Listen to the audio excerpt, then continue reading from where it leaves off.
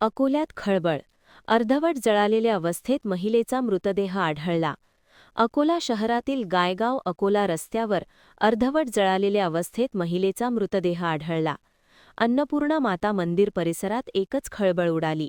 घटनेची माहिती मिळताच डाबकी रोड पोलिसांनी तात्काळ घटनास्थळी भेट दिली.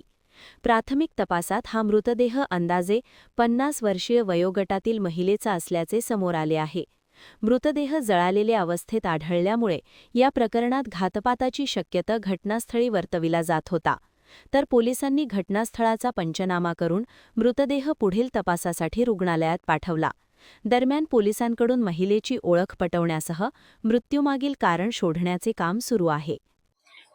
पोलीस स्टेशन डाबकी रोड या हद्दीमध्ये अन्नपूर्णा माता मंदिराच्या बाजूला मोकळे मैदान आहे.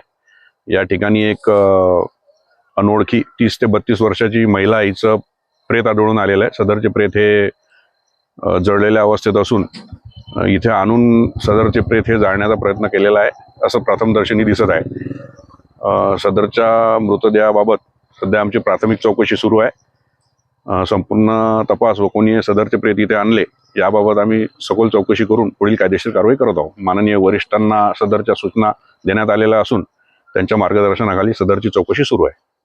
प्राइमरी अगर देखा जाए तो सदरची घटना ही काल रात्रीच्या आसपासची वाटत असून घातपाताची शक्यता नाकारता येत नाही.